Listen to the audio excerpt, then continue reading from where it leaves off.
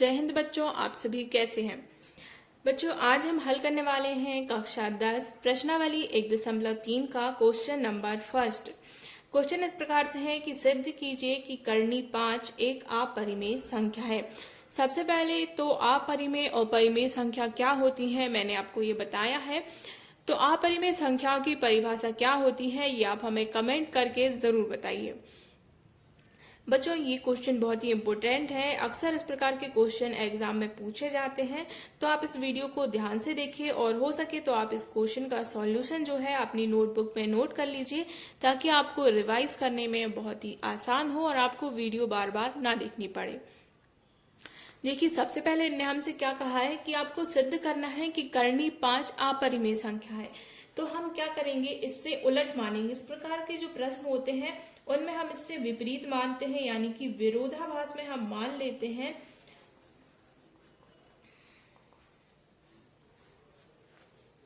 विरोधाभास द्वारा हम मानते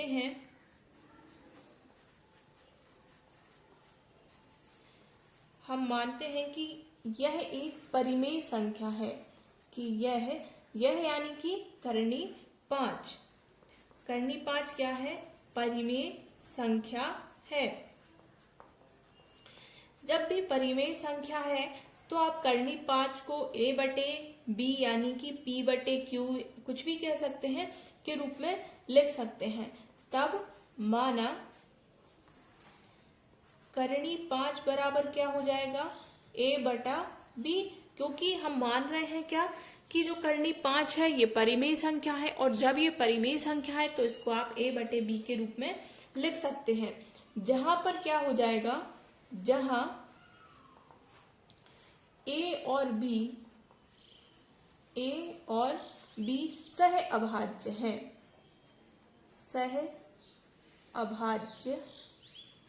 है। और क्या है, और जैसा कि आप सभी जानते हैं कि हर यानी कि b बराबर 0 नहीं हो सकता, तो यहाँ पर हम लिखेंगे b does not equal to 0। अब यहाँ पर अगर बात करें सहअभाज्य की, तो सहअभाज्य वे संख्याएं होती हैं जिनका HCF यानी कि महत्तम समापवर्तक 1 होता है। ऐसी संख्याएं सहअभाज्य होती हैं, यानी कि a और b में कोई भी उभयनिष्ठ गुणनखंड नहीं होगा एक के अतिरिक्त। अब क्या करेंगे, इसमें दोनों तरफ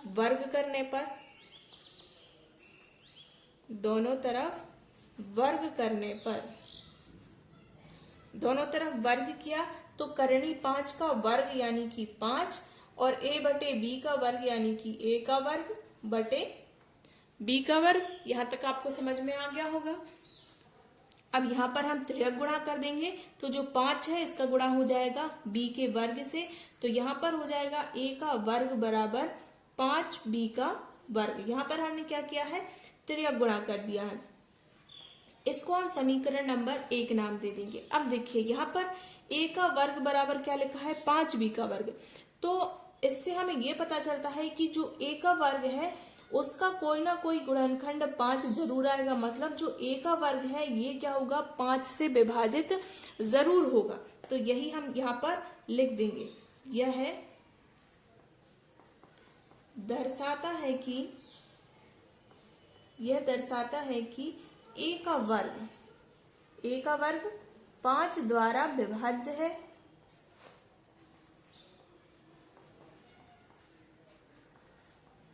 अतः क्या हो जाएगा, इससे हमें क्या पता चल रहा है, इससे ये पता चल रहा है कि जो a है वो भी क्या होगा, 5 से विभाज्य हो जाएगा। जिस प्रकार 2 का वर्ग क्या होता है, 3 का वर्ग क्या होता है, 9 होता है, तो वो 3 से भी विभाजित होता है कि नहीं। इसी प्रकार 2 का वर्ग जब 4 होता है तो 4 भी 2 से विभाजित होता है और 2 भी 2 से विभाजित हो जाता है।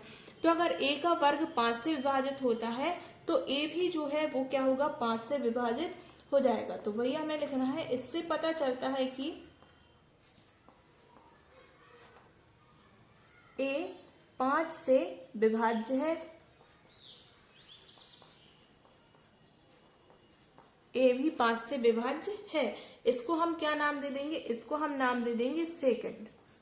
ठीक है, ये समीकरण नहीं है बट इसको हम सेकंड नाम दे सकते हैं। समीकरण तो वो होते हैं जिनमें बराबर का निशान होता है, पर इसको हम लाइन को क्या दे देंगे, सेकंड नाम दे देंगे। तो यहाँ पर जो समीकरण 1 है इससे हमें क्या पता चल रहा था कि a का वर्ग 5 से विभाजित है, और इस ऊपर वाली लाइन से हमें समझ आया कि a वो भी 5 से विभाज्य होगा। तो यहाँ पर अब हम क्या करेंगे, जो समीकरण नंबर 1 है इसमें समीकरण 1 में हम a का मान रख देंगे। कितना रखेंगे, समीकरण 1 में हम वैल्यू रख देंगे a बराबर 5 के रखने पर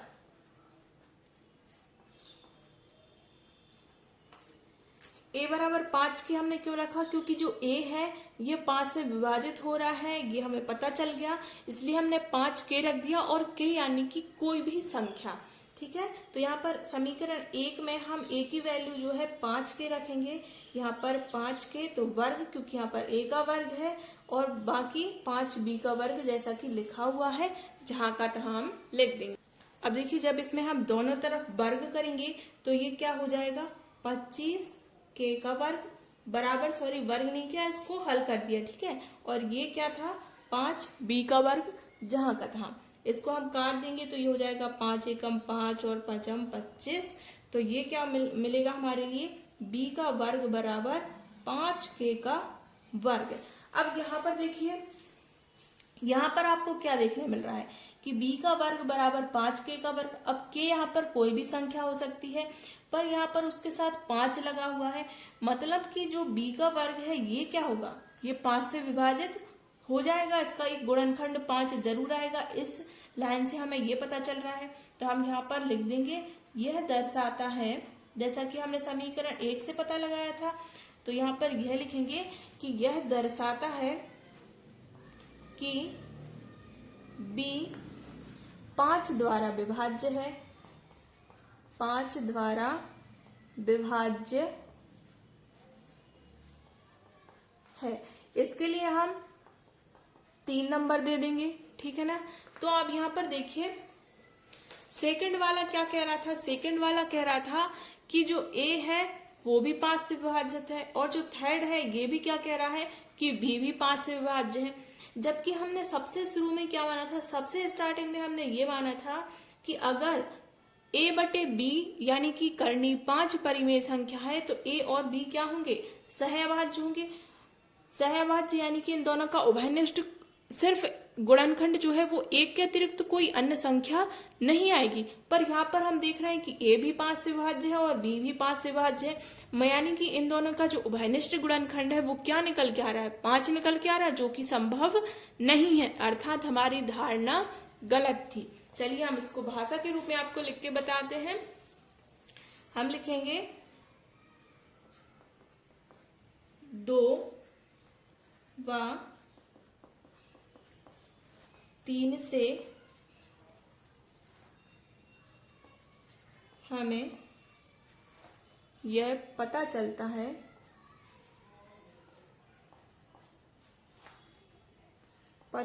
है कि a और b का उभयनिष्ठ गुणनखंड, a और b का उभयनिष्ठ यानी कि जो दोनों में है, उभयनिष्ठ गुणनखंड 5 है, उभयनिष्ठ गुणनखंड 5 है, जो कि हमारी धारणा का विरोध करता है, जो कि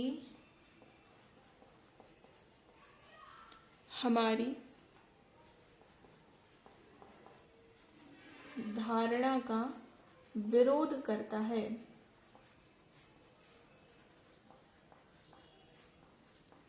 जो कि हमारी धारणा का विरोध करता है। क्या धारणा मानी थी हमने, हमारी धारणा थी जो कि हमारी धारणा का विरोध करता है कि a व b सहअभाज्य। हमने सबसे स्टार्टिंग में यही तो माना था कि a और b क्या कैसे हैं, सहअभाज्य है, और ये इसी धारणा का विरोध कर रहा है कि a और b सहअभाज्य है। ये इसका विरोध कर रहा है, यानी कि हमने स्टार्टिंग से ही गलती कर दी है। हमने जो माना था वो हमें मानना ही नहीं चाहिए था। अर्थात हम क्या लिख सकते हैं कि अतः करनी 5 क्या है? अपरिमेय है। अपरिमेय है। जबकि हमने स्टार्टिंग में क्या माना था कि परिमेय है, और हमारी धारणा जब हमने इसको हल किया तो हमारी धारणा गलत सिद्ध हो गई, और जब गलत सिद्ध हो गई यानी कि हमने जो माना है वह गलत है, और हमने क्या माना था कि करनी 5 परिमेय है, जो कि गलत सिद्ध हो गया, अर्थात करनी 5 क्या है? अपरिमेय संख्या है। यदि आपने अभी तक कमेंट नहीं किया है तो फटाफट से कमेंट करके हमें बताइए कि अपरिमेय संख्याओं की परिभाषा क्या होती है। मैं आपको परिमेय संख्याओं की परिभाषा बता देती हूँ। ऐसी संख्याएं जिन्हें हम p/q के रूप में लिख सकते हैं, और q जहां पर शून्य नहीं हो वे सभी संख्याएं परिमेय संख्याएं कहलाती हैं। और जो करनी 5 है इसको हम p/q या फिर a/b के रूप में नहीं लिख सकते, क्योंकि यहाँ पर p और q सहभाज्य होने चाहिए। ठीक है, और यहाँ पर a और b जब हमने सिद्ध किया तो हमें पता चला कि a और b सहभाज्य नहीं है, क्योंकि इनका उभयनिष्ठ गुणनखंड आ रहा है। इसलिए जो करनी 5 है यह अपरिमेय संख्या हो जाती है। बच्चों, अगर आपके लिए कोई भी चीज समझ में नहीं आती है तो आप हमें वीडियो के कमेंट करके पूछ सकते हैं, हम आपके लिए आंसर देने की पूरी कोशिश करेंगे। इसके साथ ही अगर आपको वीडियो अच्छा लगा है तो इस वीडियो को लाइक कीजिए और अपने सभी क्लासमेट के साथ इस वीडियो को शेयर करना मत भूलिए।